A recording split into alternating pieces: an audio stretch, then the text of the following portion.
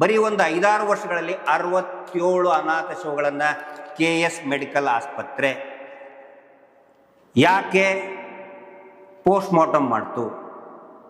ಮಹಾಬಲ ಶೆಟ್ಟರು ಹೇಳ್ತಾ ಇದ್ರಲ್ಲ, ನಾನೇ ಹೋಗಿದ್ದೆ, ಸ್ಥಳದಲ್ಲೇ ಹೋಗಿದ್ದೆ, ನಾನೇ ಹೂತಾಕಿದ್ದೀನಿ, ನಾನೇ ಪೋಸ್ಟ್ ಮಾರ್ಟಮ್ ಮಾಡಿದ್ದೀನಿ. ಮಹಾಬಲ ಶೆಟ್ಟರು ಯಾಕೆ ಹೋಗಿ ಹೂತಾಕಿದ್ರು? ಧರ್ಮಸ್ಥಳದಿಂದ ವೆನ್ಲಾಕಿಗೆ 71 ಕಿಲೋಮೀಟರ್ ಆದರೆ 71ರಿಂದ 72 ಕಿಲೋಮೀಟರ್ ಆಗುತ್ತೆ.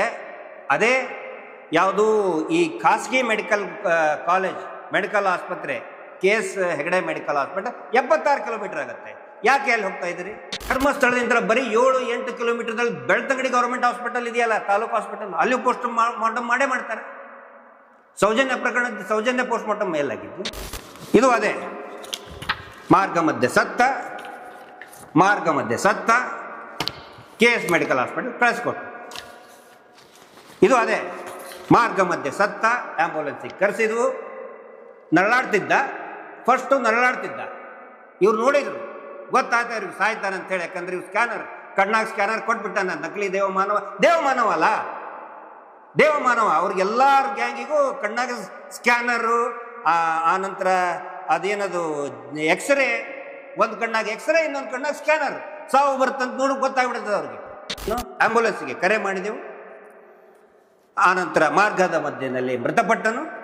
KS ಹೆಗಡೆ ಆಸ್ಪತ್ರೆಯಲ್ಲಿ ಅದರದ್ದು ಮೃತನ ಅಂತ್ಯ ಇದನ್ನು ಮರಣೋತ್ತರ ಪರೀಕ್ಷೆ ನಡೆಸಿದೆ, ಮುಗೀತು. ಇದು ಅದೇ. ಇದು ನೋಡಿ, ಇದು ಇನ್ನೂ ಭಯಂಕರ ಇದೆ. ಹೋದ್ರು, ಮಾಡಿದ್ರು ಅಂತ ಅನಿಸ್ತದೆ. ಯಾಕಂತ ಹೇಳಿದ್ರೆ ತಗೊಂಡು ಹೋಗೋದು KS ಹೆಗಡೆ ಹಾಸ್ಪಿಟಲ್ಗೆ, ಅಲ್ಲಿ ಏನಾದರೂ ಆಗ್ತಾ ಇದೆಯಾ ಅನ್ನುವಂಥ ಸಂಶಯವನ್ನು ನಾನು ಇಲ್ಲಿ ವ್ಯಕ್ತಪಡಿಸ್ತಾ ಇದ್ದೀನಿ. ಎಲ್ರಿಗೂ ನಮಸ್ತೆ, ನಾನು ನಿಮ್ಮ ಗಿರೀಶ್ ಮಟ್ಟಣ್ಣವರ್. ಧರ್ಮಸ್ಥಳ ಹತ್ಯಾಕಾಂಡದ ಬಗ್ಗೆ, ಧರ್ಮಸ್ಥಳ ಹತ್ಯಾಕಾಂಡಗಳ ಭೀಕರತೆಯ ಮತ್ತೊಂದು ಮುಖವನ್ನು ಇವತ್ತು ಸಾರ್ವಜನಿಕರ ಗಮನಕ್ಕೆ, ಸರ್ಕಾರದ ಗಮನಕ್ಕೆ, SITಯ ಗಮನಕ್ಕೆ ಮತ್ತು ವೈದ್ಯಕೀಯ ಇಲಾಖೆಯ ಗಮನಕ್ಕೆ ತರುವಂಥ ಪ್ರಯತ್ನವನ್ನು ಮಾಡ್ತಾ ಇದ್ದೀನಿ. ಇದು ಯಾವ ಮಾಹಿತಿಗಳನ್ನು ನಾನು ಕೊಡ್ತಾ ಇದ್ದೀನಿ ಅವೆಲ್ಲವೂ ಕೂಡ ಯಾವುದೇ ಊಹಾಪೋಹ ಅಲ್ಲ, ಹೇಳಿದ್ದು ಕೇಳಿದ್ದು ಅಲ್ಲ. ಬದಲಾಗಿ ಧರ್ಮಸ್ಥಳ ಗ್ರಾಮ ಪಂಚಾಯತ್ನಿಂದ ಕೊಟ್ಟಂತಹ RTI ಮೂಲಕ ಪಡೆದುಕೊಟ್ಟಂತಹ ದಾಖಲೆಗಳ ಆಧಾರದ ಮೇಲೆ ನಮ್ಮ ಸ್ನೇಹಿತರಾದಂತಹ ಜಯಂತ್ T ಅವರು ಈ ಮಾಹಿತಿಯನ್ನು ಕೋರಿದ್ರು.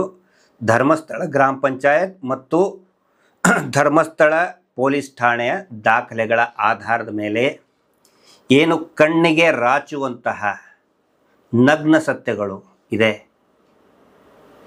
ಅದರಿಂದ ಮೂಡ್ತಾ ಇರುವಂಥ ಸಂಶಯಗಳು. ಈ ಸಂಚಿಕೆಯಲ್ಲಿ ನಾನು ಹೇಳ್ತಾ ಇರೋದು ಒಂದು ಮಾಫಿಯಾ ಬಗ್ಗೆ. ಯಾವ ಮಾಫಿಯಾ ಅಂದರೆ, ನೀವು ಅನೇಕ ಮಾಫಿಯಾಗಳ ಬಗ್ಗೆ ಕೇಳಿದ್ದೀವಿ, ತಿಳ್ಕೊಂಡಿದ್ದೀವಿ. ಫಾರ್ ಎಕ್ಸಾಂಪಲ್, ಮಾದಕ ವಸ್ತುದು ಮಾಫಿಯಾ, ಮರಳು ಮಾಫಿಯಾ, ಕ್ವಶನ್ ಪೇಪರ್ ಮಾಫಿಯಾ, ಬೆಂಗಳೂರಿನಲ್ಲಿ ಕಸದ ಮಾಫಿಯಾ. ಸೊ ಯಾವ ರೀತಿ ಈ ಮಾದಕ ವಸ್ತು ಮಾಫಿಯಾ, ಮರಳು ಮಾಫಿಯಾ ಇದೆ, ಇವತ್ತು ನಾನು ಈ ಸಂಚಿಕೆಯಲ್ಲಿ ಹೇಳ್ತಾ ಇರುವುದು ಮರಣೋತ್ತರ ಮಾಫಿಯಾ, ಭಯಾನಕವಾದಂತಹ ಮರಣೋತ್ತರ ಪರೀಕ್ಷೆ ಪೋಸ್ಟ್ ಮಾರ್ಟಮ್ನ ಮಾಫಿಯಾ. ನೋಡಿ, ಈ ಅನಾಥ ಶವಗಳು ಸಿಕ್ಕರೆ ಅದಕ್ಕೆ ಅದರದೇ ಆದಂಥ ಪ್ರೊಸೀಜರ್ಗಳಿದೆ. ಮರಣೋತ್ತರ ಪರೀಕ್ಷೆ, ಅದಕ್ಕೆ ಆಟೋಪ್ಸಿ ಅಂತ ಹೇಳ್ತಾರೆ. 2 ಥರದ ಆಟೋಪ್ಸಿಗಳು ಇರ್ತದೆ ಮರಣೋತ್ತರ ಪರೀಕ್ಷೆ. ಒಂದು ಕ್ಲಿನಿಕಲ್ ಆಟೋಪ್ಸಿ, ಆಸ್ಪತ್ರೆಯಲ್ಲಿ ಅಡ್ಮಿಟ್ ಆದಾಗ ಅಥವಾ ಏನಾದರೂ ಸಂಶಯಾಸ್ಪದವಾಗಿ ಸತ್ತಿರ್ತಾರೆ ಅಥವಾ ಅಡ್ಮಿಟ್ ಆಗಿರ್ತಾರೆ, ಕೊಲೆ ಆಗಿರ್ತದೆ, ಅದರದ್ದು ಪೋಸ್ಟ್ ಮಾರ್ಟಮ್ ಮಾಡ್ತಾರೆ. ಅದಕ್ಕೆ ಆ ಶವದ ವಾರಸುದಾರರು ಇರ್ತಾರೆ, ಅದರ ರಿಲೇಟಿವ್ ಇರ್ಬೋದು, ಸ್ನೇಹಿತರು ಇರ್ಬೋದು, ಯಾರಾದರೂ ಇರ್ತಾರೆ. ಆದರೆ ಇನ್ನೊಂದು ಬರ್ತದೆ, ಅನ್ಕ್ಲೇಮ್ಡ್ ಡೆಡ್ ಬಾಡೀಸ್, ಅನಾಥ ಶವಗಳು. ಅನಾಥ ಶವಗಳ ಪೋಸ್ಟ್ ಮಾರ್ಟಮ್ ಬಗ್ಗೆ ಕುರಿತಾಗಿ, ಅಂದರೆ ಮರಣೋತ್ತರ ಪರೀಕ್ಷೆ ಕುರಿತಾಗಿ, ಮರಣೋತ್ತರ ಪರೀಕ್ಷೆ ಆದ ನಂತರ ಯಾವ ರೀತಿಯ ಆ ಶವಗಳನ್ನು, ಅನಾಥ ಶವಗಳನ್ನು ವಿಲೇವಾರಿ ಮಾಡಬೇಕು, ಹೂತು ಹಾಕಬೇಕು, ಅದಕ್ಕೆ ಅದರದೇ ಆದಂತಹ ಕಾನೂನು ರೀತಿಯ ಕ್ರಮಗಳಿರ್ತದೆ. ಒಂದ್ಸರಿ ನೋಡಿಬಿಡೋಣ ಅನಾಥ ಶವಗಳ ಬಗ್ಗೆ.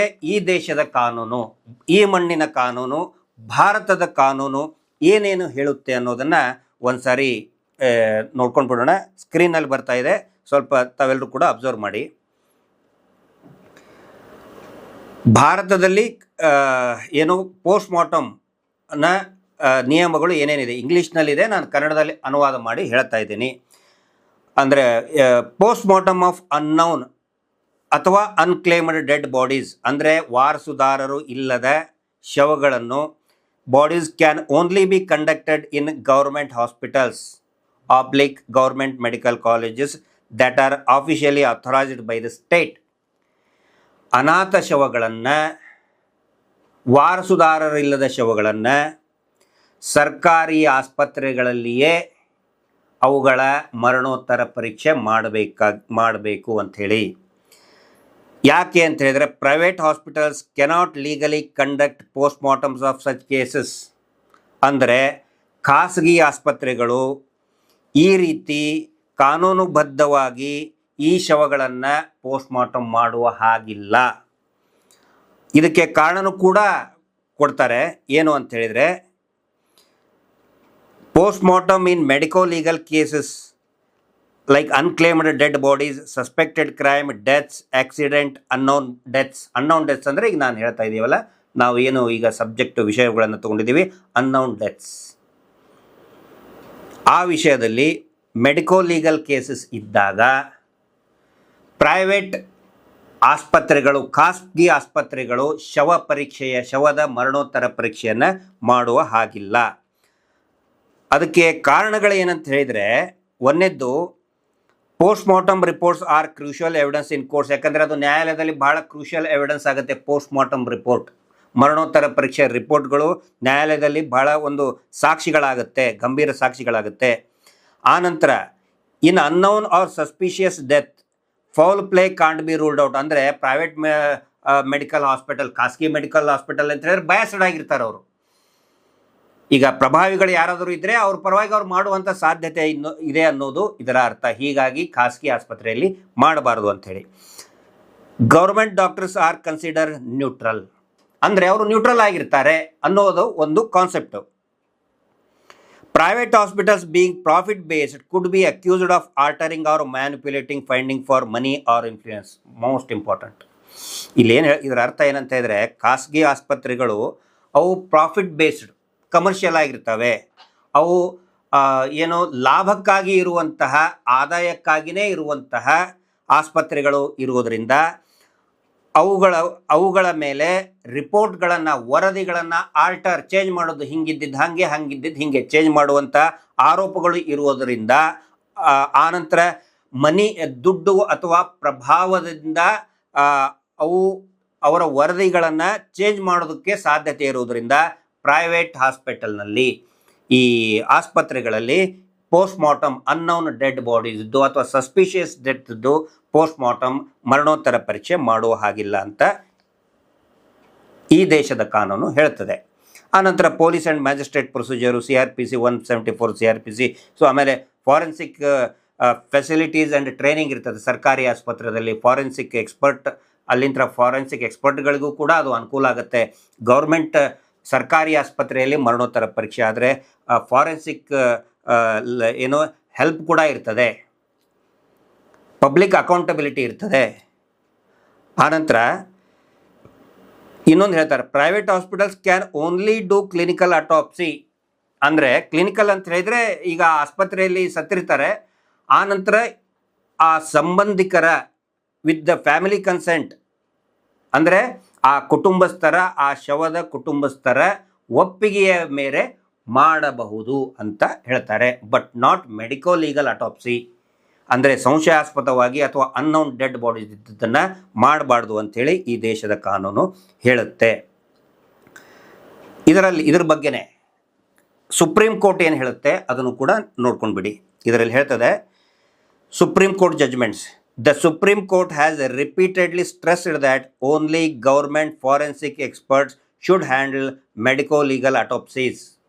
ಅಂದರೆ ಸರ್ಕಾರದ ಫಾರೆನ್ಸಿಕ್ ಎಕ್ಸ್ಪರ್ಟ್ಗಳು ಮಾತ್ರ ಮೆಡಿಕೋ-ಲೀಗಲ್ ಆಟೋಪ್ಸಿ ಅಂದರೆ ಈ ಮರಣೋತ್ತರ ಪರೀಕ್ಷೆಗಳನ್ನು ಹ್ಯಾಂಡಲ್ ಮಾಡಬೇಕು ಅಂತ ಹೇಳ್ತದೆ. ಆನಂತರ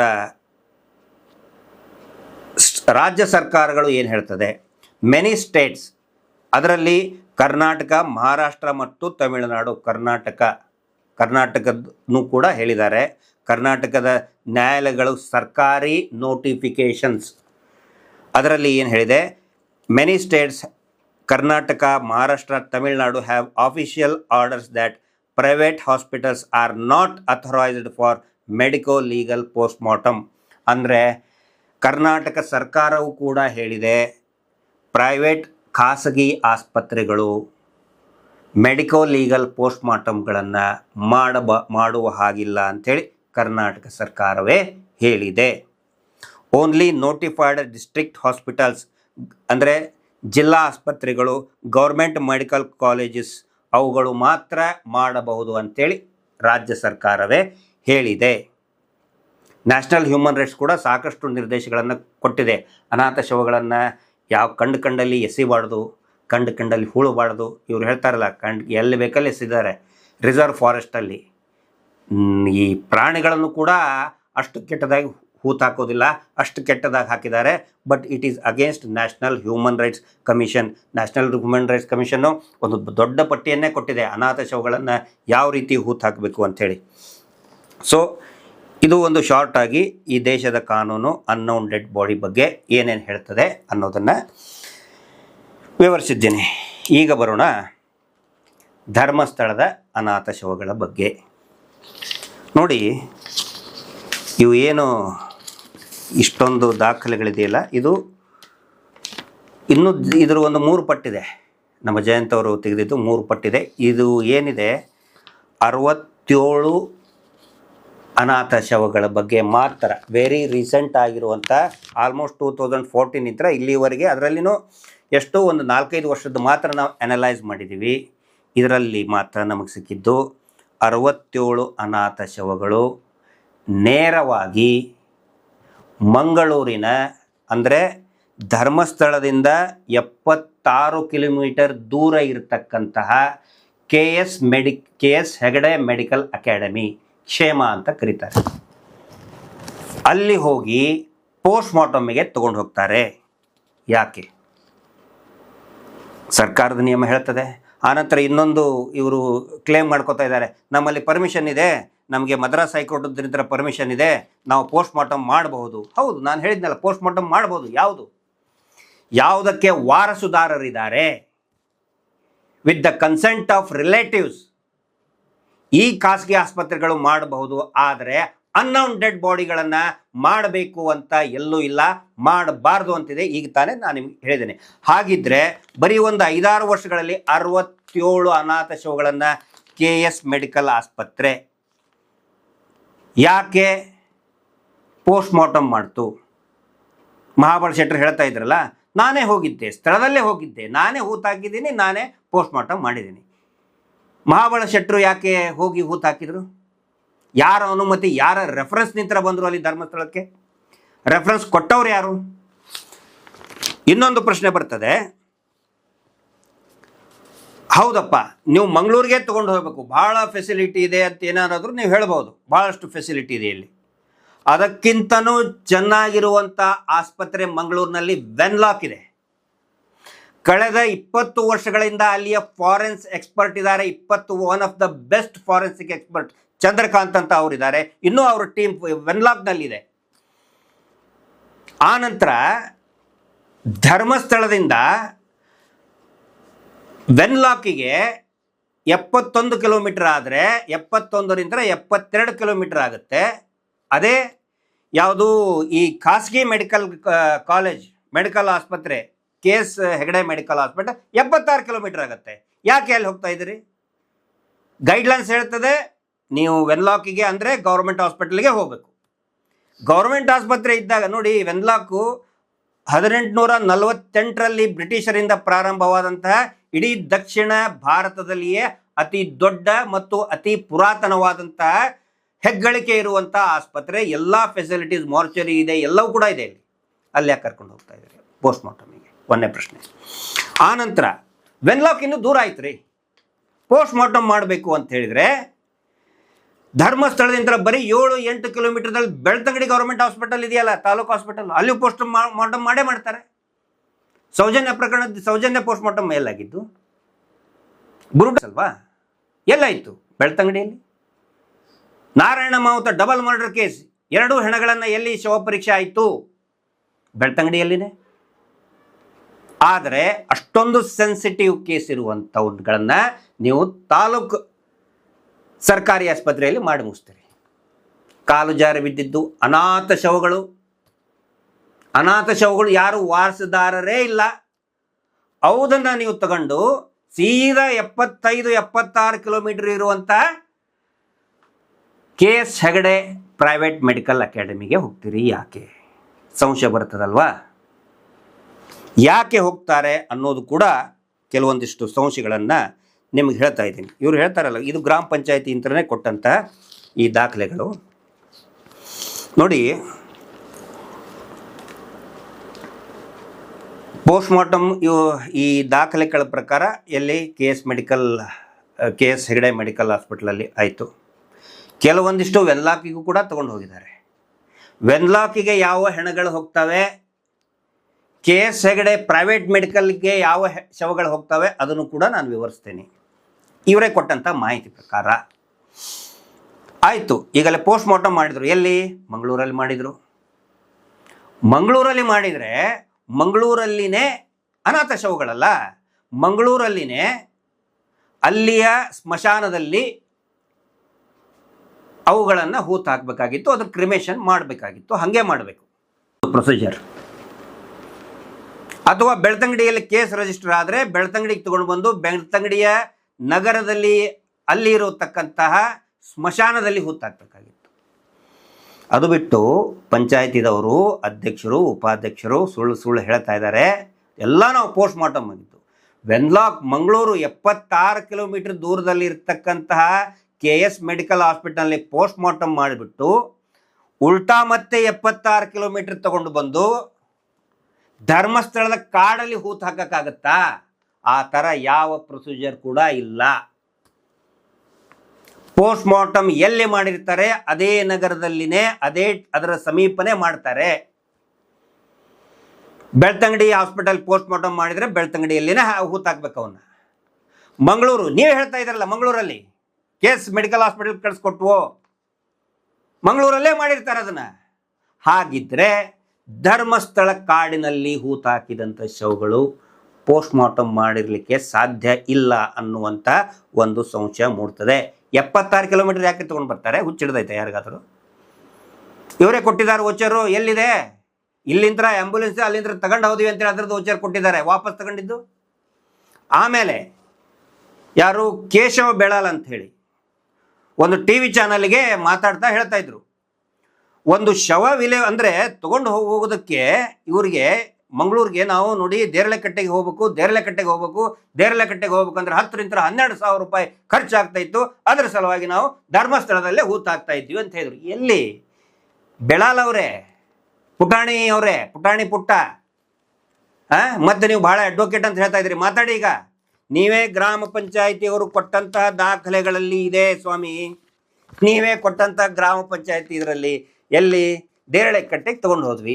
ನೀವು ಆ ಇಂಟರ್ವ್ಯೂನಲ್ಲಿ ಹೇಳ್ತೀರಿ ನಾವು ಅಲ್ಲಿ 10-12 ಸಾವಿರ ಆಗ್ತಾ ಇತ್ತು, ಅದರ ಸಲುವಾಗಿ ನಾವು ಇಲ್ಲೇ ಹೂತು ಹಾಕ್ತಾ ಇದ್ವಿ ಅಂತ ಹೇಳ್ತೀರಿ. ಪೋಸ್ಟ್ ಮಾರ್ಟಮ್ ಮಾಡಿದ್ದು ಆದರೆ ದಾಖಲೆಗಳಲ್ಲಿ ತೋರಿಸ್ತಾ ಇದೆ. ಪೋಸ್ಟ್ ಮಾರ್ಟಮ್ ಮಾಡಿದ್ದು ಒಂದು ವೆನ್ಲಾಕ್, ಅತಿ ಹೆಚ್ಚು ಮಾಡಿದ್ದು ಯಾವುದು? KS Hegde private medical institute, ಇನ್ನೊಂದಿಷ್ಟು ಬೆಳ್ತಂಗಡಿಯಲ್ಲಿ ಮಾಡಿದರೆ, ಮಂಗಳೂರಲ್ಲಿ ಮಾಡಿದರೆ ಅಲ್ಲೇ ಹೂತು ಹಾಕ್ತಾರಲ್ವಾ? ವಾಪಸ್ ತಗೊಂಡು ಬಂದು ಕಾಡಲ್ಲಿ ಹೂತು ಹಾಕ್ತಾರ? ನೇತ್ರಾವತಿ ಸ್ನಾನಘಟ್ಟದ ಪಕ್ಕ ಹೂತು ಹಾಕ್ತಾರ? ಕಾಡಲ್ಲಿ ಹೂತು ಹಾಕೋದು ಎಲ್ಲಿದೆ? ಅದು ಸಂಶಯ ಬರ್ತಾ ಇದೆ. ಆನಂತರ ಇಲ್ಲಿ ಆಗಲೇ ನಾನು ಕೇಳ್ದಂಗೆ ಫಾರೆನ್ಸಿಕ್ ಎಕ್ಸ್ಪರ್ಟ್ ಇವರು ಹೇಳೋದು, ಅಲ್ಲಿ ಫಾರೆನ್ಸಿಕ್ಸ್ ಎಕ್ಸ್ಪರ್ಟ್ ಇರ್ತಾರೆ, ಅವರು ಇರ್ತಾರೆ, ಎಲ್ಲ ಫೆಸಿಲಿಟಿ ಇದೆ. ಸೌಜನ್ಯ ಕೇಸದ್ದು ಯಾಕೆ ಹಾಕಲಿಲ್ಲ? ಯಾಕೆ ನೀವು ಅಲ್ಲಿ ತಗೊಂಡು ಹೋಗಲಿಲ್ಲ ಮಂಗಳೂರಿಗೆ? ಪ್ರಕರಣದ ಸತ್ಯಾಂಶ ಬಯಲಿಗೆಳೆಬೇಕು ಅಂತ ಇದ್ದರೆ ಮಂಗಳೂರಿಗೆ ಯಾಕೆ ತಗೊಂಡು ಹೋಗಲಿಲ್ಲ? ಅಷ್ಟೊಂದು ಇನ್ಫ್ರಾಸ್ಟ್ರಕ್ಚರ್ ಇರುವಂಥ ಪ್ರೈವೇಟ್ ಇದಕ್ಕೆ ಯಾಕೆ ತಗೊಂಡು ಹೋಗಲಿಲ್ಲ? ಬೆಳ್ತಂಗಡಿಯಲ್ಲಿ ಎರಡೂ ಪ್ರಕರಣ, ಯಾವುದು ಆನೆ ಮಾವುತ ಡಬಲ್ ಮರ್ಡರ್ ಕೇಸ್ ಮತ್ತು ಸೌಜನ್ಯ ಕೇಸ್, ರಾತ್ರಿ 6 ಗಂಟೆ ಆದಮೇಲೆ ಬೆಳ್ತಂಗಡಿಯಲ್ಲಿ ಪೋಸ್ಟ್ ಮಾರ್ಟಮ್ ಮಾಡಿದಿರಿ. ಸಂಶಯ ಬರೋದಿಲ್ವಾ ಇದು? ಅನಾಥ ಶವಗಳನ್ನು ತಗೊಂಡು ನೀವು ಇದಕ್ಕೆ ಹೋಗ್ತೀರಾ, ಎಲ್ಲಿ? ಮಂಗಳೂರಿಗೆ ಹೋಗ್ತೀರಾ. Most sensible case, brutal rape and murder case ಇದ್ದಿದ್ದನ್ನು ನೀವು ಇಲ್ಲೇ 6 ಗಂಟೆ ಆದಮೇಲೆ ಸಾಯಂಕಾಲ ಆಫ್ಟರ್ ಸನ್ಸೆಟ್ ಬೆಳ್ತಂಗಡಿಯಲ್ಲೇ ಮಾಡ್ತೀರಾ. ಹಂಗಿದ್ರೆ ಸತ್ಯಾಂಶ ಹೊರಗಡೆ ಬರಬಾರ್ದು ಅಂತ ಈ ಒಂದು ಷಡ್ಯಂತ್ರ ನಡೆದಿದೆ ಅನ್ನೋ ಸಂಶಯ ಬರುತ್ತೋ ಇಲ್ಲೋ? ಅದು ಷಡ್ಯಂತ್ರ. ಬಹಳ ಮುಖ್ಯವಾದ ಘಟ್ಟಕ್ಕೆ ಈಗ ಬರ್ತಾ ಇದ್ದೀನಿ. ಈಗ ಮಾನವನ ಅಂಗಾಂಗಗಳನ್ನು ಕಸಿ ಮಾಡಬೇಕಾದ್ರೆ ಅಂಗಾಂಗ ಕಸಿ ಅಂತ ಹೇಳ್ತಾರೆ ಇಂಗ್ಲೀಷ್ನಲ್ಲಿ. ಹ್ಯೂಮನ್ ಆರ್ಗನ್ ಟ್ರಾನ್ಸ್ಪ್ಲಾಂಟೇಷನ್ ಅಂತಾರೆ ಅದಕ್ಕೆ. ಅಂದರೆ ಒಬ್ಬ ವ್ಯಕ್ತಿಯ ಅಂಗಾಂಗಗಳನ್ನು, ಕಿಡ್ನಿ ಇರ್ಬೋದು, ಲಿವರ್ ಇರ್ಬೋದು, ಕಣ್ಣು ಇರ್ಬೋದು, ಕಣ್ಣಿನ ಕಾರ್ನಿಯಾ ಇರ್ಬೋದು, ಇತ್ತೀಚೆಗೆ ಬೋನ್ ಮ್ಯಾರೋ ಇರ್ಬೋದು, ಅವುಗಳನ್ನು ಟ್ರಾನ್ಸ್ಪ್ಲಾಂಟೇಷನ್ ಯಾವ ವ್ಯಕ್ತಿಗೆ ಅದರ ಅವಶ್ಯಕತೆ ಇರ್ತದೆ ಅದನ್ನು ಟ್ರಾನ್ಸ್ಫರ್ ಮಾಡ್ತಾರೆ. ಹಾಗಿದ್ರೆ ಎಷ್ಟು ಗಂಟೆ ಒಳಗಡೆ ಯಾವ ಆರ್ಗನನ್ನು ಆ ಮನುಷ್ಯನಿಂದ ತೆಗೆಬೇಕು, ಅಂದರೆ ಸತ್ತು, ಅಂದರೆ ಆ ವ್ಯಕ್ತಿಯ ಜೀವ ಹೋದ ಮೇಲೆ, ರಕ್ತ ಪರಿಚಲನ ನಿಂತ ಮೇಲೆ, ಬ್ಲಡ್ ಸರ್ಕ್ಯುಲೇಷನ್ ಸ್ಟಾಪ್ ಆದ ಮೇಲೆ ಎಷ್ಟು ಗಂಟೆಯ ಒಳಗೆ ಯಾವ ಅಂಗಾಂಗಗಳನ್ನು ತೆಗೆದು ಸ್ಟೋರ್ ಮಾಡಬಹುದು ಅನ್ನೋ ಒಂದು ವಿವರಗಳನ್ನು ನಿಮ್ಮ ಮುಂದೆ ಇಡ್ತಾ ಇದ್ದೀನಿ. ನಿಮ್ಗೆ ಭಾಳ ವಿಚಿತ್ರ ಅನಿಸ್ಬೋದು, ಇದು ಯಾಕಪ್ಪ ಈ ಹೊತ್ತಿನಲ್ಲಿ ಇದನ್ನು ಹೇಳ್ತಾ ಇದ್ದಾರೆ ಅಂಥೇಳಿ. Vital organ preservation times after death, ಸಾವು ಆದ ನಂತರ ಪ್ರಮುಖ ಅಂಗಾಂಗಗಳನ್ನು ಪ್ರಿಸರ್ವ್ ಮಾಡುವಂಥ ಟೈಮ್ ಪೀರಿಯಡ್ ಎಷ್ಟು ಗಂಟೆ ಒಳಗಡೆ ಅದನ್ನು ಪ್ರಿಸರ್ವ್ ಮಾಡಬಹುದು. ಹಾರ್ಟ್, ಹೃದಯ 4 ರಿಂದ 6 ಗಂಟೆ ಒಳಗಡೆ, ಅಂದರೆ ಒಬ್ಬ ವ್ಯಕ್ತಿ ಸತ್ತು 4 ರಿಂದ 6 ಗಂಟೆ ಒಳಗಡೆ ಅದನ್ನು ಪ್ರಿಸರ್ವ್ ಮಾಡಿಡಬಹುದು. ಲಂಗ್ಸ್, ಪುಪ್ಪಸಗಳು 4 ರಿಂದ 8 ಗಂಟೆ ಒಳಗಡೆ ಅದನ್ನು ಪ್ರಿಸರ್ವ್ ಮಾಡಿಡಬಹುದು. ಲಿವರ್ 8 ರಿಂದ ಲಿವರ್ ಏನಿರ್ತದೆ ಅದನ್ನು ಒಬ್ಬ ವ್ಯಕ್ತಿ ಸತ್ತು 8 ರಿಂದ 12 ಗಂಟೆ ಒಳಗಡೆ, ಅಂದರೆ ಅರ್ಧ ದಿನದವರೆಗೆ ಅದನ್ನು ಪ್ರಿಸರ್ವ್ ಮಾಡಿಡ್ಬೋದು. ಪ್ಯಾಂಕ್ರಿಯಸ್ 12 to 24 hours, ಅಂದರೆ 24 ಗಂಟೆ ಒಳಗಡೆ ಅದನ್ನು ಪ್ರಿಸರ್ವ್ ಮಾಡಿರ್ಬೋದು. ಕಿಡ್ನಿ, ಇಲ್ಲಿ ನೋಟ್ ಮಾಡ್ಕೊಳ್ಳಿ, ಕಿಡ್ನಿ ಅಂತ ನಾನು ಯಾಕೆ ಹೇಳ್ತಾ ಇದ್ದೀನಿ. 24 ರಿಂದ 36 ಗಂಟೆಗಳು, ಅಂದರೆ 1 ರಿಂದ 1.5 ದಿನ. ಈಗ ಒಬ್ಬ ವ್ಯಕ್ತಿ ಸಾಯ್ತಾನೆ, ಸತ್ತು 1.5 ದಿನದವರೆಗೂ ಕೂಡ ಆ ವ್ಯಕ್ತಿಯ ಕಿಡ್ನಿಯನ್ನು ಕತ್ತರಿಸಿ ಪ್ರಿಸರ್ವ್ ಮಾಡಿಡ್ಬೋದು. 1.5 ದಿನ ಟೈಮ್ ಇರ್ತದೆ. ಕಾರ್ನಿಯಾಸ್ ಅಂದರೆ ಕಣ್ಣಿನ ಕಾರ್ನಿಯಾ ಅಂತ ಹೇಳ್ತಾರೆ, ಅದನ್ನು 7 ರಿಂದ 14 ದಿನ ಆದರೂ ಕೂಡ, ಒಬ್ಬ ವ್ಯಕ್ತಿ ಮೃತಪಟ್ಟು 7 ರಿಂದ 14 ದಿನ ಆದರೂ ಕೂಡ, ಅಂದರೆ up to 6 to 12 hours after death for retrieval, ಆನಂತರ preserved for up to 7 to 14 days in storage. 7 ರಿಂದ 14 ದಿನಗಳವರೆಗೆ ಸ್ಟೋರೇಜ್ ಮಾಡಬಹುದು. ಅದೇ ರೀತಿ ಸ್ಕಿನ್ ಇದೆ 24 ತಾಸು. Bones, tendons 12 to 24 hours. ಇತ್ತೀಚೆಗೆ ಬೋನ್ಸ್, ಆನಂತರ ಈ ಬೋನ್ ಮ್ಯಾರೋ ಟ್ರಾನ್ಸ್ಪ್ಲಾಂಟೇಷನ್ ಸಿಕ್ಕಾಪಟ್ಟೆ ಕಾಸ್ಟ್ಲಿ ಆಗಿದೆ. ಅದು ಭಾಳ ವೈಟಲ್, ಬೋನ್ ಮ್ಯಾರೋ ಅನ್ನೋದು ಭಾಳ ವೈಟಲ್ ಇನ್ಗ್ರೀಡಿಯೆಂಟ್ ಅದು. ಇದನ್ನು ಯಾಕೆ ನಾನು ಹೇಳ್ತಾ ಇದ್ದೀನಿ ಅಂತ ಹೇಳಿದರೆ, ನಮಗೆ ಕೆಲವೊಂದಿಷ್ಟು ದಾಖಲೆ ನೋಡಿದರೆ ಬಹಳಷ್ಟು ಸಂಶಯ ಬರ್ತಾ ಇದೆ. ಆಗಲೇ ನಾನು ಹೇಳಿದ್ನಲ್ಲ, ಕೆಲವೊಂದಿಷ್ಟು ವೆನ್ಲಾಕ್ ಹಾಸ್ಪಿಟ್ಲಿಗೆ ಓದಿದ್ದಾರೆ, ಗೌರ್ಮೆಂಟ್ ವೆನ್ಲಾಕ್ ಹಾಸ್ಪಿಟ್ಲ್ ಮಂಗಳೂರು. ಇನ್ನೂ ಅನೇಕವುಗಳನ್ನು KS ಹೆಗಡೆ ಮೆಡಿಕಲ್ ಆಸ್ಪತ್ರೆಗೆ ತೆಗೆದುಕೊಂಡು ಹೋಗಿದ್ದಾರೆ. ನಮಗೆ ಕಂಡು ಬರ್ತಾ ಇದ್ದಿದ್ದು, ಸತ್ತು ಅತಿ ಶೀಘ್ರದಲ್ಲಿ, ಅತ್ಯಂತ ಅತಿ ಶೀಘ್ರದಲ್ಲಿ, ಈಗ ತಾನೇ ಸತ್ತಿದ್ದಾನೆ ಅಥವಾ ಸಾಯ್ತಾ ಇದ್ದಾನೆ ಅಂತ ಗೊತ್ತಾದಾಗ ನೇರವಾಗಿ KS ಹೆಗಡೆ ಮೆಡಿಕಲ್ ಹಾಸ್ಪಿಟಲ್ಗೆ ತೆಗೆದುಕೊಂಡು ಹೋಗ್ತಾರೆ. 2-3 ದಿನ ಕೊಳೆತಂಥ ಸ್ಥಿತಿಯಲ್ಲಿ ಇದ್ದಂಥವುಗಳನ್ನು ಸರ್ಕಾರಿ ಆಸ್ಪತ್ರೆಗೆ ತಗೊಂಡು ಹೋಗ್ತಾರೆ. ಯಾಕೆ ಅಂದರೆ ಕೊಳತಂಥ ಹಣ್ಣುಗಳನ್ನು ಸರ್ಕಾರಿ ಆಸ್ಪತ್ರೆಗೆ, ಫ್ರೆಶ್ ಹಣ್ಣುಗಳು ಅಂದರೆ, ಸಾರಿ ದಯವಿಟ್ಟು ತಪ್ಪು ತಿಳ್ಕೊಬೇಡಿ, ಅಂದರೆ ಇವ್ರ ಕಾನ್ಸೆಪ್ಟ್ ಹೇಳ್ತಾ ಇದ್ದೀನಿ. ಈಗ ತಾನೇ ಸತ್ತಿದ್ದಾನೆ, 1 hour ಆಗಿದೆ, ಇಮಿಡಿಯೇಟಾಗಿ ತೊಗೊಂಡು ಹೋಗ್ತಾರೆ KS ಮೆಡಿಕಲ್ ಹಾಸ್ಪಿಟಲ್ಗೆ. ಯಾಕೆ ಅಂತ ಹೇಳಿದರೆ ನೋಡಿ, ಕೆಲವೊಂದಿಷ್ಟು ದಾಖಲೆಗಳನ್ನು ನಿಮ್ಮ ಮುಂದೆ ಹಿಡಿತಾ ಇದ್ದೀನಿ. ಇಲ್ಲಿದೆ.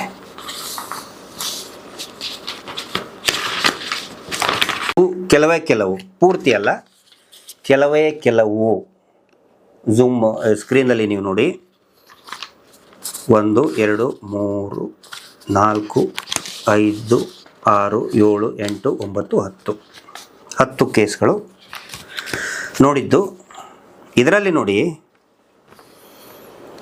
ಎಲ್ಲ ಇದರಲ್ಲಿನೂ ಕೂಡ ಈ ಪ್ರಕರಣಗಳಲ್ಲಿ ಇವರಿಗೆ ಪಂಚಾಯತ್ ಅಭಿವೃದ್ಧಿ ಅಧಿಕಾರಿ ಧರ್ಮಸ್ಥಳ ಗ್ರಾಮ ಪಂಚಾಯತ್, ಇವರಿಂದ ಪೊಲೀಸ್ ಉಪನಿರೀಕ್ಷಕರು ಧರ್ಮಸ್ಥಳ ಪೊಲೀಸ್ ಠಾಣೆ, ಅಪರಿಚಿತ ಗಂಡಸು ಸುಮಾರು 45-50 ವರ್ಷ ಎಂಬುವರ ಮೃತದೇಹವನ್ನು ದಫನ ಮಾಡುವ ಕುರಿತು. ಇದರ ಎಂಟೈರ್ ಸಮಾವೇಶದಲ್ಲಿ ಗಮನಿಸಬೇಕಾಗಿದ್ದು 3 ಅಂಶಗಳು. ಇದರಲ್ಲಿ ಏನಾಗ್ತದೆ, ಅಪರಿಚಿತ ಗಂಡಸ ಚಿಕಿತ್ಸೆ ಬಗ್ಗೆ ಕರೆದುಕೊಂಡು ಹೋದ ಸಮಯನೂ ಆತ ದಾರಿ ಮಧ್ಯೆನೇ, ಅಂದರೆ ಇವ್ರಿಗೆ ಏನನ್ಸುತ್ತೆ, ಇದನ್ನು ತಗೊಂಡೋಗೋರಿಗೆ ಧರ್ಮಸ್ಥಳದಲ್ಲಿ ಇರ್ತಾರಲ್ಲ, ಅವ್ರು ತಗೊಂಡು ಹೋಗ್ತಿರ್ತಾರಂತೆ. ಅವ್ರು ನೋಡ್ತಾರೆ, ಅಯ್ಯೋ ಇವನೇನೋ ಸಾಯಕ್ಕೆ ಬಂದಿದ್ದಾನೆ ಅಂತ ಇವ್ರು ಕಣ್ಣು ನೋಡಿದ ಕೂಡಲೇ ಗೊತ್ತಾಗ್ಬಿಡ್ತದಂತೆ ಇವ್ರಿಗೆ. ಯಾಕಂದರೆ ಇವ್ರ ಕಣ್ಣಲ್ಲಿ ಎಕ್ಸ್ರೇ ಐತಲ್ಲ, ಸ್ಕ್ಯಾನರು ಎಕ್ಸ್ರೇ ಏನು ಬೇಡ ಇವ್ರ ಕಣ್ಣಲ್ಲೇ ಐತೆ. ಈ ದೇವಮಾನವನ ಗ್ಯಾಂಗ್ ಏನು ಓಡಾಡ್ತಾ ಇರ್ತದೆ, ಅವ್ರ ಕಣ್ಣಲ್ಲೇ ಎಕ್ಸ್ರೇ, ಅವ್ರ ಕಣ್ಣಲ್ಲಿನೇ ಸ್ಕ್ಯಾನರು, ನೋಡಿದ್ಕೊಳ್ಳೆ ಹೇಳ್ಬಿಡ್ತಾರೆ ಇವ್ನು ಸಾಯಕ್ಕೆ ಬಂದಾನಂತೇಳಿ. ಅವರು ಈ ವ್ಯಕ್ತಿಯನ್ನು ಆಸ್ಪತ್ರೆಗೆ ಕರ್ಕೊಂಡು ಹೋಗ್ತಿದ್ರಂತೆ, ಬೆಳ್ತಂಗಡಿಗೆ. ಇದರಲ್ಲಿದೆ ಅದು. ಆಸ್ಪತ್ರೆಗೆ ಕರ್ಕೊಂಡು ಹೋಗಬೇಕಾದ್ರೆ ಮಾಧ್ಯಮ ಮಧ್ಯದಲ್ಲಿಯೇ ತೀರಿಕೊಂಡಿರುತ್ತಾನೆ. ಆನಂತರ ಅವರನ್ನು ಮಂಗಳೂರಿನ ದೇರಳಕಟ್ಟೆಯಲ್ಲಿರುವ KS ಹೆಗಡೆ ವೈದ್ಯಕೀಯ ಕಾಲೇಜಿಗೆ ದಾಖಲು ಮಾಡಿ, ಅಲ್ಲಿ ಇದರಲ್ಲಿ ಶೀತಲೀಕರಣ ವ್ಯವಸ್ಥೆ ಇರುತ್ತದೆ ಮತ್ತು ಅಲ್ಲಿ ಮೃತನ ವಾರಸುದಾರಲ್ಲಿ ಇದ್ದಂಥೇಳಿ ಅದರದ್ದು ಮರಣೋತ್ತರ ಪರೀಕ್ಷೆ ಮಾಡಿಬಿಡ್ತೀವಿ ಅಂತ ಹೇಳಿಬಿಡ್ತಾರೆ. ಇದು ಹಾಗೆ ಇದೆ. ಇನ್ನೊಂದು ಪ್ರಕರಣ, ಒಬ್ಬ ವ್ಯಕ್ತಿಯು ಅಸೌಖ್ಯದಿಂದ ನರಳುತ್ತಿರುವುದನ್ನು ಕಂಡು ಫಿರ್ಯಾದುದಾರರು ಅಸೌಖ್ಯದಿಂದ ನರಳುತ್ತಾ ಇರ್ತಂತೆ. ಅವನನ್ನು ವಿಚಾರಿಸಿ ಆಂಬುಲೆನ್ಸ್ಗೆ ಕರೆ ಮಾಡಿದಾಗ ಆಂಬುಲೆನ್ಸ್ ಕರೆಗೆ ಹೋಗ್ಬೇಕಾದ್ರೆ ಮಾರ್ಗದ ಮಧ್ಯೆ ಸತ್ತು ಬಿಟ್ಟ ತಕ್ಷಣ ಅವನು ಮತ್ತೆ ಒಂದ್ಸಗೆ ಎಲ್ಲಿ ಕರ್ಕೊಂಡು ಹೋಗ್ತಾರೆ, ದಾರಿ ಮಧ್ಯದಲ್ಲಿ ಸತ್ತರೆ ಬೆಳ್ತಂಗಡಿ ಹಾಸ್ಪಿಟಲ್ ಅಲ್ಲೇ ಐತಲ್ಲಪ್ಪ, ವೆನ್ಲಾಕ್ ಹಾಸ್ಪಿಟಲ್ ಐತಲ್ಲಪ್ಪ ಮಂಗಳೂರಲ್ಲಿ, ಸೀದಾ KS ಹೆಗಡೆ ಮೆಡಿಕಲ್ ಹಾಸ್ಪಿಟಲ್ಗೆ ಕರ್ಕೊಂಡು ಹೋದ್ವಿ. ಇದರಲ್ಲಿ ಬರೀತಾರೆ ನೋಡಿ ಅವರು, ಅಸೌಖ್ಯದಿಂದ ನರಳುತ್ತಿರುವುದನ್ನು. ಇಲ್ಲಿ ಒಂದು ಕಾಮನ್ ಸೆನ್ಸ್, ನರಳಬೇಕಾದ್ರೆ ಇವ್ರು ಕೇಳಲ್ವಾ, ನೀ ಯಾವ ಊರಿಂತ್ರ ಬಂದಿದ್ಯಾ, ಎಲ್ಲಿ ಅವನು, ನಿನ್ನ ಐಡೆಂಟಿ ಕಾರ್ಡು ಇದ್ದೇ ಇರ್ತದಲ್ಲ. ಅವರು ರಿಲೇಟಿವ್ಗೆ ಯಾಕೆ ಫೋನ್ ಮಾಡಲಿಲ್ಲ, ಇದು ಅನಾಥ ಶವ, ಅನಾಥ ಫಾರ್ ಯುವರ್ ಕೈಂಡ್ ಇನ್ಫಾರ್ಮೇಶನ್. ಷಡ್ಯಂತ್ರ ಜಪನಾಮ ಮಾಡ್ತಾ ಇರೋಂಥವ್ರಿಗೆ, ನಕಲಿ ದೇವಮಾನವನಿಗೆ ಮತ್ತು ಅವನ ಗ್ಯಾಂಗಿಗೆ, ಅವನು ಸಾಕ್ತಾ ಇರುವಂತಹ ಸುಳ್ಳು ನಕಲಿ ಗ್ಯಾಂಗಿಗೆ. ಇದರಲ್ಲಿ ಏನಿದೆ, ನರಳುತ್ತಾ ಇರಬೇಕಾದ್ರೆ ಕೇಳಕ್ಕಾಗಲ್ವಾ, ಯಾವ ರೀತಿ ಬಂದಿಯಪ್ಪ ನೀನು, ಎಲ್ಲಿಂದ ಬಂದೀಯಾ, ನಂಬರ್ ಕೊಡು, ಮನೆಯವ್ರ ನಂಬರ್ ಕೊಡು, ಊರಿನವ್ರ ನಂಬರ್ ಕೊಡು, ಕೇಳಿ ಅವ್ರನ್ನ ಕರ್ಸಕ್ಕಾಗಲ್ಲ. ಅನಾಥ ಶವ, ಮಾರ್ಗದ ಮಧ್ಯೆ ಸದ್ದು ಬಿಟ್ಟ ಒಯ್ದರು KS ಮೆಡಿಕಲ್ ಹಾಸ್ಪಿಟ್ಲಿಗೆ, ಪ್ರೈವೇಟಿಗೆ. ಆಯಿತು, ಇದು ಕೂಡ ಅದೇ, ಇವೆಲ್ಲವೂ ಅವೇ ಇದ್ದಾವೆ ಸೇಮ್. ಸದರಿ ವ್ಯಕ್ತಿಯನ್ನು 108 ಆಂಬುಲೆನ್ಸ್ ಕರೆ ಮಾಡಿ, ಇವನು ಏನೋ ಇದು ನೋಡಿ ಭಯಂಕರ ಇದೆ, ಇವರು ಬರೆಯೋದು ನೋಡಿ. ಅವನ ಬಾಯಿಯಿಂದ ನೇತ್ರಾವತಿ ಹಳೆ ಸೇತುವೆ ಬಳಿ ರಸ್ತೆ ಬದಿ ಸುಮಾರು 50ರಿಂದ 60 ವರ್ಷದ ಪ್ರಾಯದ ಅಪರಿಚಿತ ಗಂಡಸು ನರಳಾಡುತ್ತಿದ್ದಂತೆ ನೇತ್ರಾವತಿ ಸ್ನಾನಘಟ್ಟದ ಬಳಿ, ನೋಡಿರ್ತೀರಿ ನೀವೆಲ್ಲರೂ, ನೇತ್ರಾವತಿ ಸ್ನಾನಘಟ್ಟದ ಬಳಿ, ಆ ಕಡೆ ಸ್ನಾನಘಟ್ಟದ ಬಳಿ. ಆಮೇಲೆ ಅವನ ಬಾಯಲ್ಲಿ ಘಾಟು ವಾಸನೆ ಬರ್ತಿತ್ತಂತೆ. ಇವ್ರು ಹೇಳ್ತಾರೆ, ಸಂತೋಷ್ ರಾವ್ ಚಾಕ್ಲೇಟ್ ತಿಂದಿದ್ದ, ಡ್ರಗ್ಸ್ ಘಾಟು ಬರ್ತಾ ಇತ್ತಂತೇಳಿ. ಹಂಗೆ ಇವನಿಗೂ ಕೂಡ ಡ್ರಗ್ಸ್ ಯಾವುದೋ ಒಂದು ಘಾಟು ಬರ್ತಾ ಇತ್ತಂತೆ. ಅವನ ಬಾಯಿಂದ ಘಾಟು ವಾಸನೆ ಬರುತ್ತಿದ್ದನ್ನು ನೋಡಿದ ಫಿರ್ಯಾದುದಾರರು ಸದರಿ ವ್ಯಕ್ತಿಯನ್ನು 108 ಆಂಬುಲೆನ್ಸ್ ಕರೆ ಮಾಡಿ ಬರಮಾಡಿಕೊಂಡು ಅವರನ್ನು ಆಂಬುಲೆನ್ಸ್ನಲ್ಲಿ ಬೆಳ್ತಂಗಡಿ ಸಾರ್ವಜನಿಕ ಆಸ್ಪತ್ರೆಗೆ ಕಳಿಸಿಕೊಟ್ಟಿದ್ದು, ಸದರಿ ವ್ಯಕ್ತಿಯು ದಾರಿ ಮಧ್ಯೆ ಮೃತಪಟ್ಟಿರುತ್ತಾನೆ. ದಾರಿ ಮಧ್ಯೆ ಮೃತಪಟ್ಟರೆ ಬೆಳ್ತಂಗಡಿ ಆಸ್ಪತ್ರೆಗೆ, ಸರ್ಕಾರಿ ಆಸ್ಪತ್ರೆಗೆ ಹೋಗ್ಬೇಕಾದ್ರೆ ದಾರಿ ಮಧ್ಯೆ ಮೃತಪಟ್ಟರೆ ಫಸ್ಟ್ ಬರೋದು ಬೆಳ್ತಂಗಡಿ ಆಸ್ಪತ್ರೆ ಬರ್ತದ, 74 ಅಂದರೆ 4 ಕಿಲೋಮೀಟರ್ ಇರೋ ಬೆಳ್ತಂಗಡಿ ಆಸ್ಪತ್ರೆ ಬರ್ತದ, ಅಥವಾ 76 ಕಿಲೋಮೀಟರ್ ಇರುವಂತಹ KS ಹೆಗಡೆ ಮೆಡಿಕಲ್ ಹಾಸ್ಪಿಟಲ್ ಬರ್ತದ. ಮಾರ್ಗ ಮಧ್ಯೆ ಇದನ್ನಂತೆ ಮತ್ತೆ ಇಲ್ಲಿ ಹೇಳ್ತಾರೆ, ಸದರಿ ವ್ಯಕ್ತಿಯ ಮರಣೋತ್ತರ ಪರೀಕ್ಷೆಯನ್ನು ಮಂಗಳೂರಿನ ದೇರಳಕಟ್ಟೆಯ KS ಮೆಡಿಕಲ್ ಆಸ್ಪತ್ರೆ. ಅಲ್ಲ ರೀ, ಇಲ್ಲಿಯೂ ಕೂಡ ಇಲ್ಲಿನೂ ನರಳಾಡ್ತಾ, ಇವೆಲ್ಲ ಬೇರೆ ಬೇರೆ ಕೆಲಸ ಹೇಳ್ತಾ ಇದ್ದೇನೆ. ನರಳಾಡ್ಬೇಕಾದ್ರೆ ಅವ್ನು ಹೇಳಲ್ವಾ ಇಲ್ಲಿ ನಮ್ದು ಈ ಊರು, ನಮ್ಮ ಅಕ್ಕ, ನಮ್ಮ ಅವ್ವ, ನಮ್ಮ ಅಪ್ಪ, ನನ್ನ ಮಗ ಇಂಥವನಿದ್ದಾನೆ 70-60 ವರ್ಷದ ಅಂತ ಹೇಳ್ತಾರೆ. ಅದು ಒಂದು ಹೇಳ್ತಾ ಇದ್ದೀನಿ. ಇನ್ನು ಇವ್ರು ಏನು ಮಾಡ್ತಾರೆ, ವಯಸ್ಸು 10ರಿಂದ 20 ವರ್ಷ ತನಕ ಇನ್ಕ್ರೀಸ್ ಮಾಡಿಬಿಡ್ತಾರೆ, ಡೌಟ್ ಬರಬಾರ್ದು. ಹದಿಹರೆಯದವ್ರು ಇದ್ರೆ ಅವ್ರನ್ನ ಮುದುಕರ್ ಮಾಡಿಬಿಡ್ತಾರೆ. ಅವು ಸಾಕಷ್ಟು ಇದರಲ್ಲಿ ನಾವು ನೋಡಿದ್ದೀವಿ. ಅದನ್ನ ಹೋಗ್ತಾರೆ, ಬೆಳ್ತಂಗಡಿಗೆ ಹೋಗ್ಬೇಕಾದ್ರೆ ಮಾರ್ಗ ಮಧ್ಯೆ ಸತ್ತಂತೆ ವಾಪಸ್ ಒಯ್ಯೋದಲ್ಲಿ KS ಮೆಡಿಕಲ್ ಖಾಸಗಿ ಆಸ್ಪತ್ರೆ, KS ಹೆಗಡೆ ಮೆಡಿಕಲ್ ಆಸ್ಪತ್ರೆ. ಇದು ಅದೇ ಯಾವುದು, ಗಂಡಸು ವ್ಯಕ್ತಿಯು ಅಸ್ವಸ್ಥಗೊಂಡು ಎಲ್ಲದರಲ್ಲಿ ಸೇಮ್ ಸ್ಕ್ರಿಪ್ಟ್. ಅಸ್ವಸ್ಥಗೊಂಡು ನರಳಾಡುತ್ತಿದ್ದ ಮಾರ್ಗ ಮಧ್ಯೆ ಆಂಬ್ಯುಲೆನ್ಸ್ಗೆ 108ಗೆ ಕರೆ ಮಾಡಿದೆವು. ಆ ಮಾರ್ಗ ಮಧ್ಯೆ ಅವನು ಆ ವ್ಯಕ್ತಿಯನ್ನು ಆಸ್ಪತ್ರೆಗೆ ಕರೆದುಕೊಂಡು ಹೋಗ ಮಾರ್ಗ ಮಧ್ಯೆ ಅವನು ಮೃತಪಟ್ಟನೆಂದು ತಿಳಿದು ಬರುತ್ತದೆ. ಆನಂತರ ಇಲ್ಲ ನೋಡಿ, ಮೃತನನ್ನು KS ಹೆಗಡೆ ಮೆಡಿಕಲ್ ಆಸ್ಪತ್ರೆಗೆ ಮರಣೋತ್ತರ ಪರೀಕ್ಷೆಗೆ ಕಳಿಸಿಕೊಟ್ಟೆವು.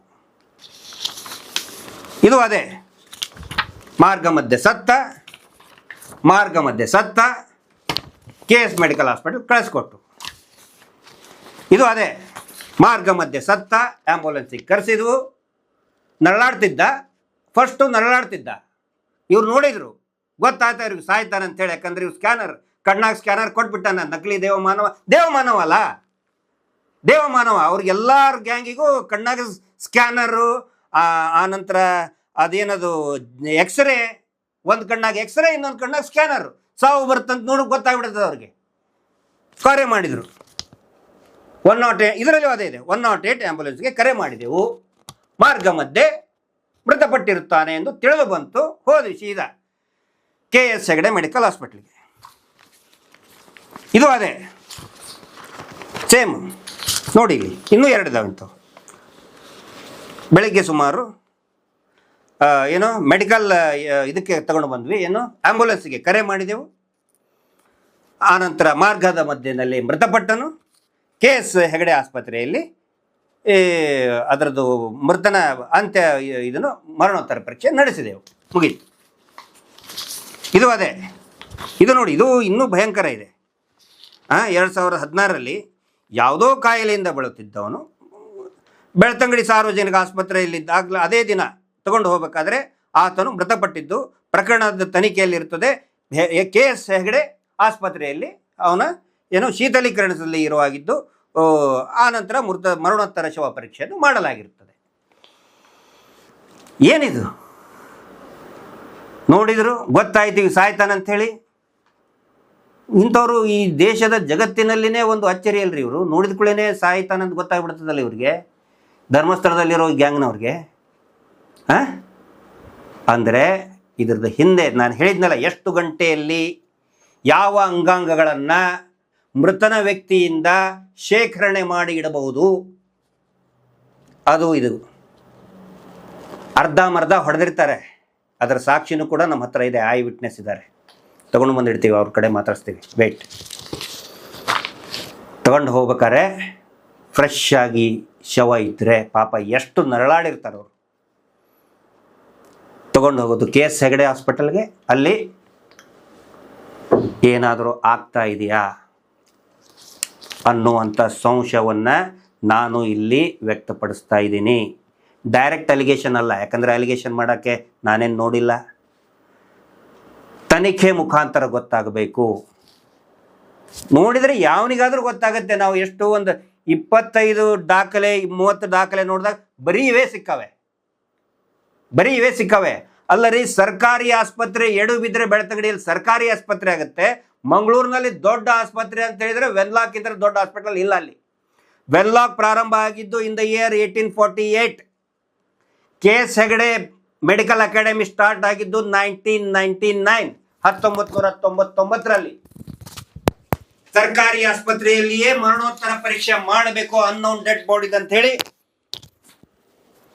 ಈ ದೇಶದ ಸುಪ್ರೀಂ ಕೋರ್ಟ್ ಹೇಳುತ್ತೆ, ರಾಜ್ಯ ಸರ್ಕಾರ ಹೇಳುತ್ತೆ. ಅದನ್ನೆಲ್ಲ ಬೈಪಾಸ್ ಮಾಡಿ ಹೋದ್ರು KS ಮೆಡಿಕಲ್ ಹಾಸ್ಪಿಟಲ್ಗೆ, ಹೋದ್ರು ಮಾಡಿದ್ರು ಅಂತ ಅನಿಸ್ತದೆ. ಯಾಕಂತ ಹೇಳಿದ್ರೆ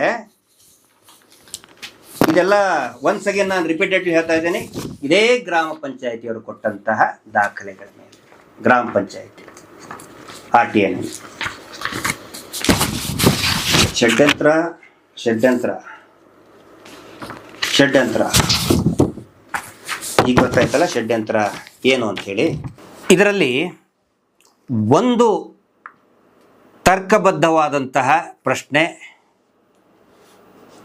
ಪ್ರತಿಯೊಬ್ಬರ ಕಾಮನ್ ಸೆನ್ಸ್ಗೂ ಕೂಡ ಬರುವಂಥ ಪ್ರಶ್ನೆ. ಅಂದರೆ ಇವರು ಈ ದಾಖಲೆಗಳಲ್ಲಿ ಹೇಳ್ತಾರೆ, KS ಹೆಗಡೆ ಮೆಡಿಕಲ್ ಆಸ್ಪತ್ರೆಯ ಶೀತಲಾಗಾರದಲ್ಲಿ 3 ದಿನ ಶವವನ್ನು ಇಡಲಾಗಿತ್ತು. ಅನಾಥ ಶವ ಆಗಿದ್ದರಿಂದ 3 ದಿನಗಳವರೆಗೆ 6 ದಿನಗಳವರೆಗೆ ಈ ಕೋಲ್ಡ್ ಸ್ಟೋರೇಜ್ನಲ್ಲಿ ಇಡಲಾಗಿತ್ತು ಅಂತ ಹೇಳ್ತಾರಲ್ಲ.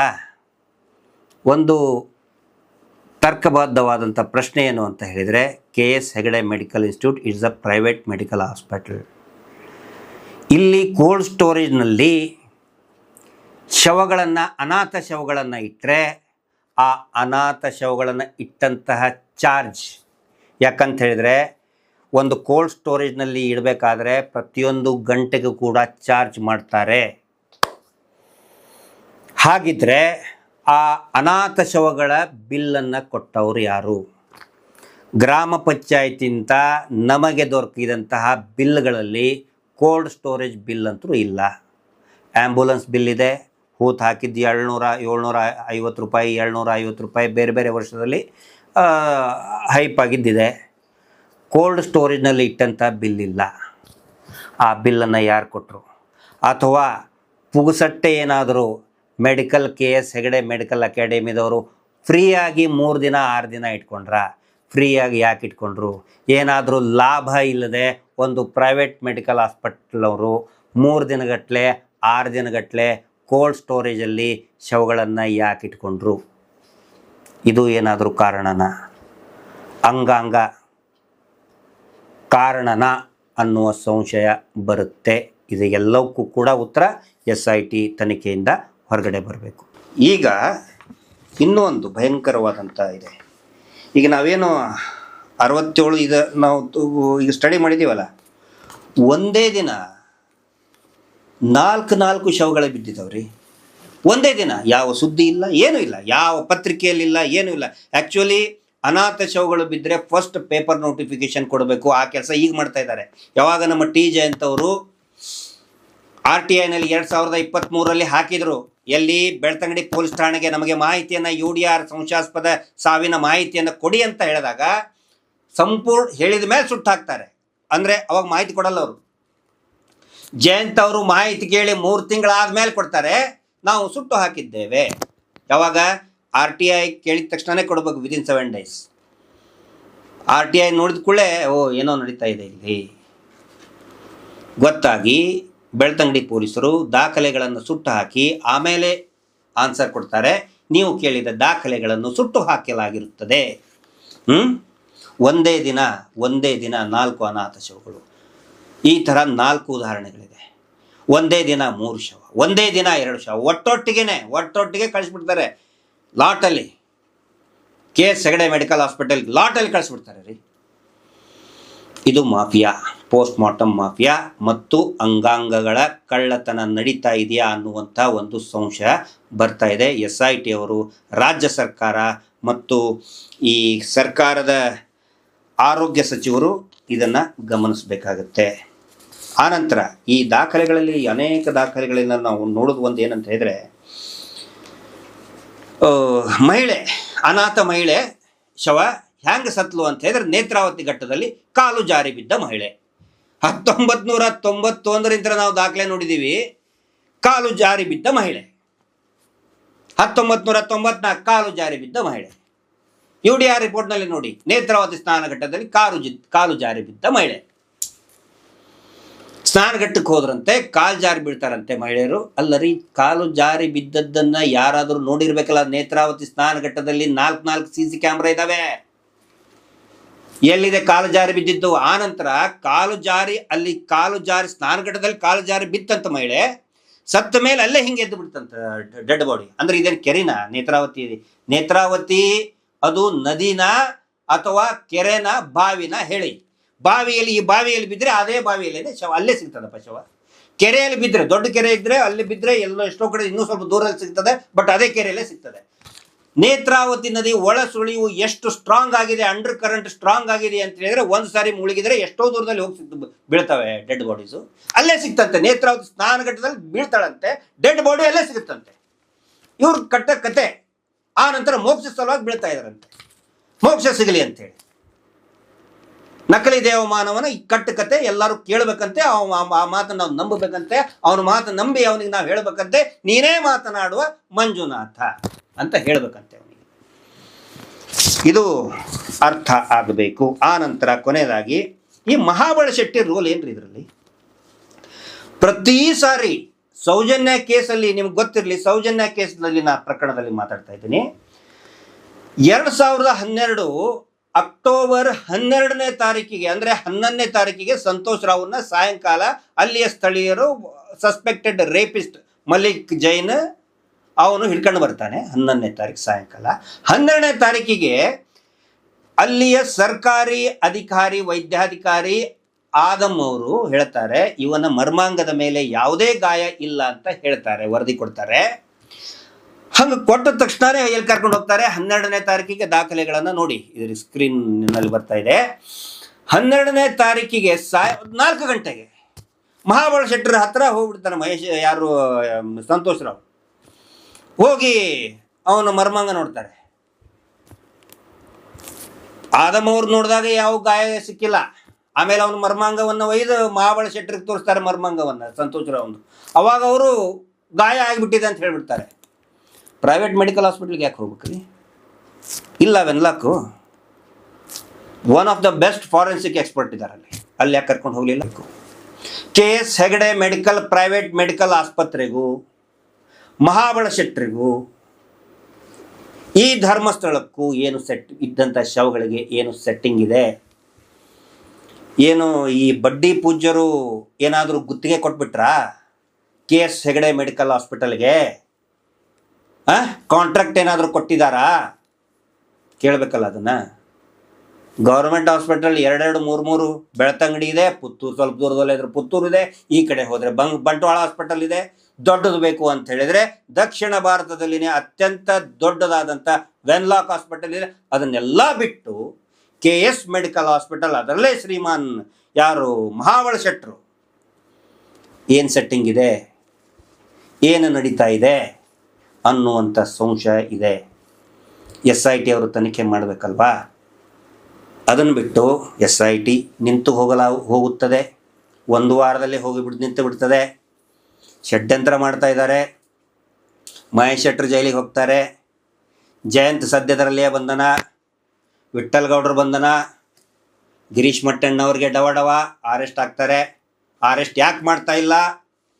TV ಚಾನಲ್ನವ್ರು ಹೋಗೋದು ಯಾರ ಹತ್ರ? ಗೃಹ ಸಚಿವರ ಹತ್ರ. ಯಾಕೆ ಅರೆಸ್ಟ್ ಮಾಡ್ತಾ ಇಲ್ಲ? ಗೊತ್ತಾಯ್ತಲ್ಲ ಷಡ್ಯಂತ್ರ ಏನು. ಇಷ್ಟೆಲ್ಲ ಇಟ್ಕೊಂಡು SIT ನಿಲ್ಲಿಸ್ಬೇಕಾ?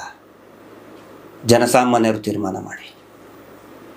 ಯಾಕೆ ಮಹೇಶ್ ಶೆಟ್ಟರ್ ಮೇಲೆ ನಿರಂತರವಾದ ಕೇಸ್ ಆಗ್ತಾ ಇದ್ದಾರೆ? ನಿರಂತರವಾಗಿ ನಮ್ಮ ಮೇಲೆ ಮಾಧ್ಯಮಗಳು, ಕೆಲವೊಂದಿಷ್ಟು ಟ್ರೋಲ್ ಪೇಜರ್ಗಳು, ಕೆಲವೊಂದಿಷ್ಟು ಈ ದಲಾಲರು ಹಗಲು ರಾತ್ರಿ ಅದೇ TV, ಬಹುಶಃ ರಾತ್ರಿ ಊಟನೂ ಅಲ್ಲೇ ಕೊಡ್ತಾರೆ ಕಾಣ್ತೈತೆ. ಅದೇ TV ಚಾನಲಲ್ಲೇ ಮಲ್ಕೊಳ್ಳೋ ವ್ಯವಸ್ಥೆ ಮಾಡಿರ್ಬೇಕು ಅವ್ರಿಗೆ. ಬೆಳಗ್ಗೆಯಿಂದ ರಾತ್ರಿ ಬೆಳತ್ತೆ ಹಾಗೆ ಅದೇ ದಲಾಲರು. ಈ ವಿಷಯ ಯಾಕೆ ಮಾತಾಡೋಕ್ಕಾಗಲ್ಲ ಅವ್ರಿಗೆ?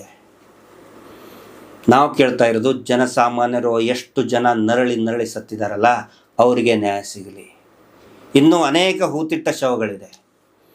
ಆ ಚಿನ್ನಯ್ಯನ ದಾರಿ ತಪ್ಪಿಸದವ್ರು ಯಾರು? ಅವನ ಉಲ್ಟಾ ಹೊಡೆಯೋದಂಗೆ ಮಾಡಿದಂತಹ ಅದರ ಷಡ್ಯಂತ್ರ ಏನು ಅದು ಬಯಲಾಗಬೇಕು. ಆ ಎಲ್ಲ ಜವಾಬ್ದಾರಿ SIT ಮೇಲೆ ಇದೆ. ಇಡೀ SITಯನ್ನು ಇವತ್ತು ಇಡೀ ರಾಜ್ಯಾದ್ಯಂತ, ದೇಶಾದ್ಯಂತ ಅನೇಕ ಜನ ದೈವ ಸ್ವರೂಪಿಯಾಗಿ ನೋಡ್ತಾ ಇದ್ದಾರೆ. ನಿರೀಕ್ಷೆಗಳ ಬೆಟ್ಟವೇ ಇದೆ.